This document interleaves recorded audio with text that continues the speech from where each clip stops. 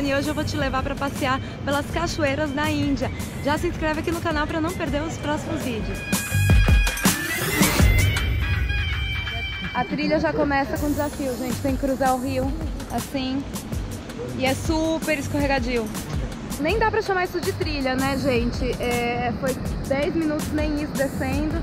A gente já chegou aqui, só que é super escorregadio. Mas olha, temos companhia de macaquinhos, tão bonitinhos.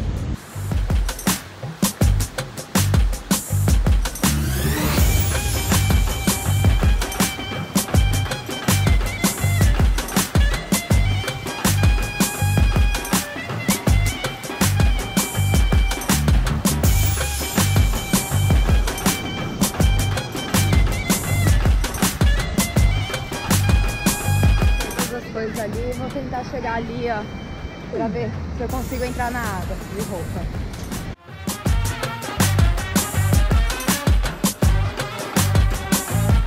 Então é assim que a gente entra na água. A gente queria estar mais de biquíni aqui, né?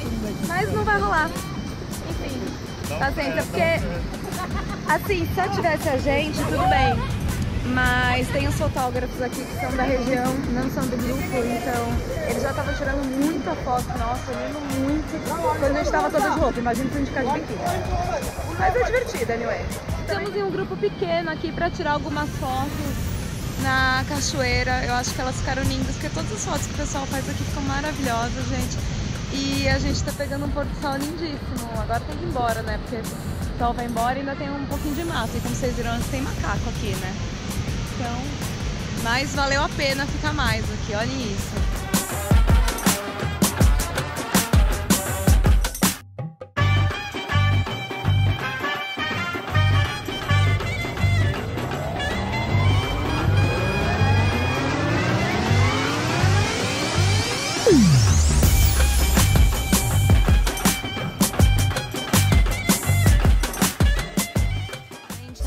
Ter feito tipo um super show de instrumentos de bambu, eu não sei exatamente como chama isso.